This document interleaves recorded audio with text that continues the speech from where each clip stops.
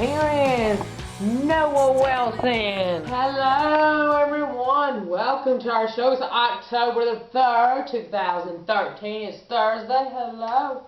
Hello.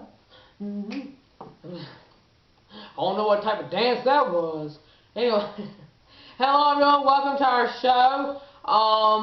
You know, today's a big day. It's a really big day around here.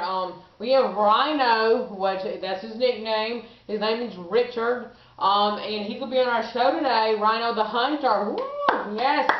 We're gonna we're gonna be VI Skyping with him. He's having a new show soon in Tucson. So this is gonna be very exciting. You know, he's a bounty hunter. So pretty cool.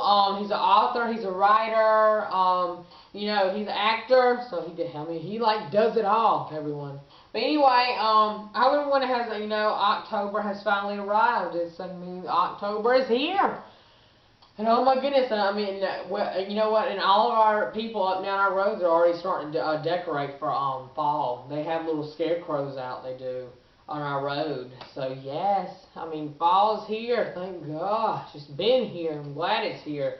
But you know, it's starting to get like colder in the mornings now. It's not, I mean, and then it's starting to warm up throughout the day. I'm like, oh, because I'm already cold in the mornings when I wake up, you know, to get ready for school. I don't know why, but I just am.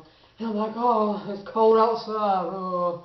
Because, you know, I was used to that warm weather when I walked outside. I wouldn't be so cold when I got in the car and got out and, you know, went to school. Now I'm, like, freezing until it gets, like, in the afternoon because, you know, I have PE at school. So when I go out there in the mornings, you know, it's kind of, you know, better because, you know, the sun's shining. I mean, if it's cloudy, oh, God, it's like a windstorm just broke through. It's so cold out there.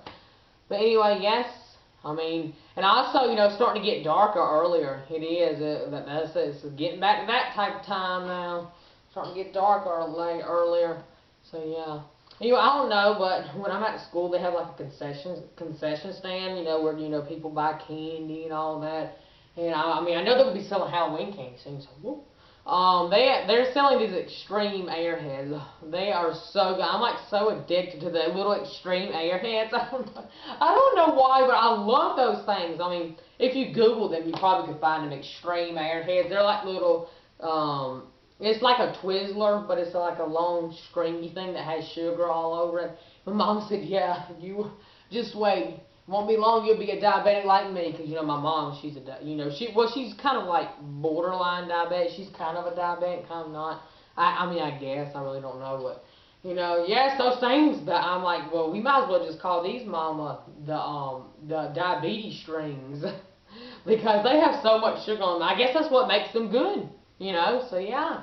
Anyway, today, we got to get our show today. Today is a great Thursday show. We'll chat with Rhino the Hunter when we come back in a moment, everyone. Don't go away. We'll be right back in a moment. When we come back, Rhino the Hunter will be here chatting live on Noah Chat Live. Don't go away. We'll be right back in just a few moments. Hello, everyone. Welcome back. He's a bounty hunter, author, actor, a writer, producer, and a director.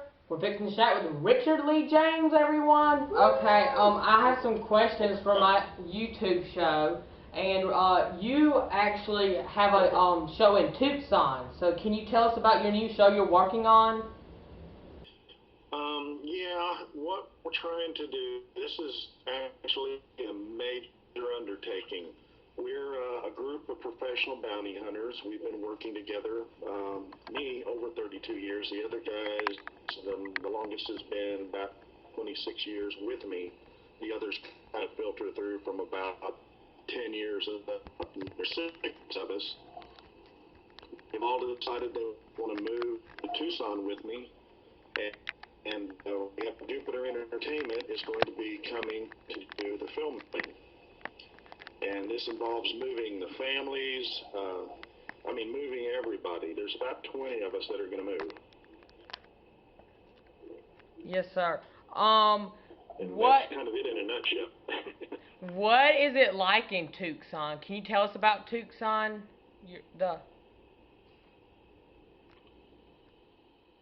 I can, very simply. Everybody asks me, what's in Tucson? And I look them straight in the face and I say, heaven.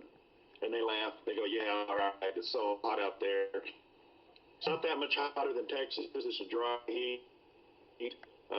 I can give you a typical day for me in Texas, and then I'll give you the exact day for me in Tucson.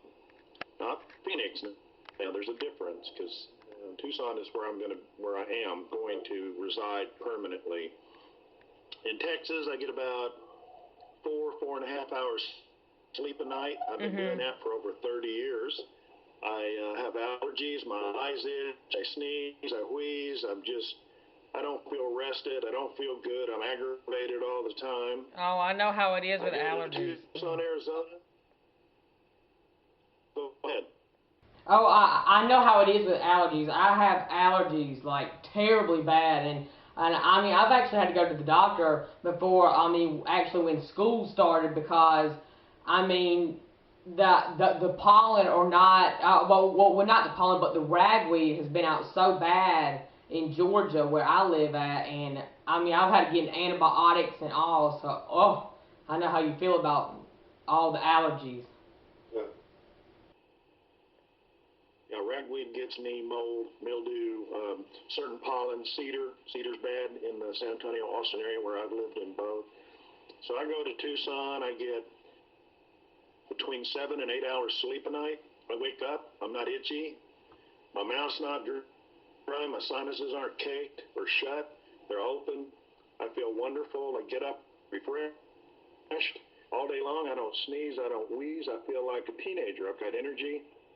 Yeah. Mountains are beautiful. Tucson is cradled between two mountains, kind of in a bowl, not a real valley, but kind of like a flat valley. It's heated up in the daytime, 102, 104, but it feels like 90, 92, 94 because it's dry. At nighttime, it gets down into the high 60s. Wintertime is a sweater, not a coat. Yes, sir. We were in 104 degrees in Tucson. We decided to run up to Mount Lemmon, 20 miles away up the mountain, and it was 77 degrees. Wow. And I needed a sweater because it was chilly. When I got out of the car, I was in shorts, and I went, oh my gosh, it's cold up here. So to me, Tucson is like heaven, and that's why I picked it, and that's why Jupiter has to come there to do the filming, because we're going to be doing fugitive recovery throughout all of Arizona, and we're moving there for that specific reason. We think there's not really any good recovery people there. I know Georgia's got some recovery people. Some of my folks are coming out of the Nashville, Murfreesboro area, and they're going to be moving with us, and they run down to Georgia periodically. My son used to live in Marietta. He's back in Tennessee now, Middle Tennessee. Yes, sir. So I'm familiar with y'all's territory. Cool. I have also that, it's also interesting because you're actually an author as well, and I'm like, wow. So, have you of course, you wrote books. Is that correct? You wrote books. Yeah. I wrote a book. Actually, I have a copy of it right here in case you want to see it. It's called Richard James is Hunting America.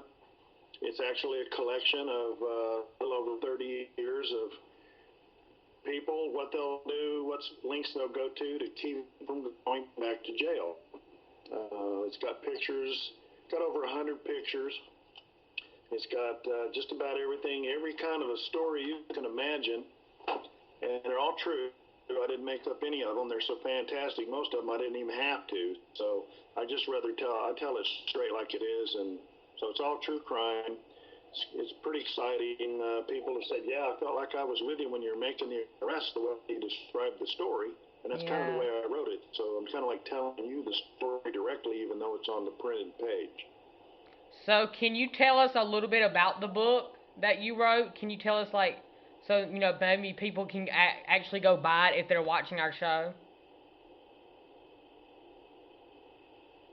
Well, the only way they're going to be able to buy it, I took the website down because it was taking too much time for me to maintain. Yes, sir. And it was taking too much money to pay someone to maintain it.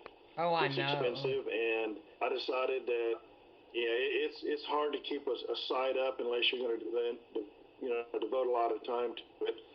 The book has got 18 chapters. It's got every kind of premise you can imagine. It's got a foreword. I wrote this in '99, Wow. and I dedicated it to family and friends.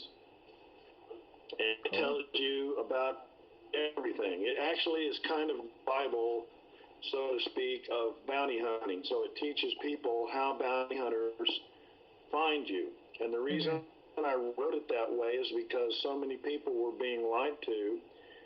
Bail bondsmen were telling them one thing or another, and judges were saying one thing or another, and the police said another, and people were very confused. And this is the actual, true, straight story, and this tells you what's what, so you know what to expect. If you're running, or if you have a family member that's hiding, and somebody comes to you and tells you, well, you're going to go sit in a jail cell until we catch them. You can't go to jail anywhere in the United States unless you're hindering. Now, if they're in your house and you lie, and you say, no, they're not here, and then whoever comes in gets them, well, you can go to jail for that. But if they're not in your home and you say, I don't know where they are, I can't do anything, I can't help you with that, and they say, well, we're going to take you. You're the co-signer, and we're going to take you to jail. You can't go to jail for another person's crime or alleged crime. You can't go for the debt. If you owe the bail bondsman the money, we don't have debtor's prison here in the U.S. A lot of bail bondsmen tell people, well, I'm going to put you in jail until you pay me the money. Well, can't do it. Cannot do it. There's no way. That's England. You know, if you don't pay your debts in England, you can go to jail. We don't have that here. So that's why I wrote it, was to let people know what really the truth about bail enforcement, bounty hunting, recovery is, so they would understand. This isn't to help them hide. This is to help them have a level ground to deal with bounty hunters and recovery people. So they'll know what to expect, because the bounty hunter has a lot of power, a lot more power than sheriff's deputies in some states. So I just wanted people to know what the real truth of the issue was and how we find you. I didn't tell everything in here, because if I gave up all my secrets, well, then the fugitives could hide and I'd never find them. Yeah. But I don't tell every secret I've got. When you're not working, what do you like to do in your spare time? Ooh, you mean like a hobby? Yes, sir. What do you like to do when you're not working? Well, I have a dedicated game room where I have some old vintage video games, like kind of like Pac-Man, but they're the ones I like. And I go and I'll play some of my games to kind of unwind. If I get stuck on a case, I'll go in there and teeter with one, and then something will come to me, and then I'll finish the case and go find them. I like to fish. I like to hike. Yes, sir. I love fishing. Bike. Just normal. I like to do all kinds of stuff. Oh, thank you, Richard, for chatting with us, and we're going to be right back in just a few moments. Thank you. You're welcome. Thanks a lot.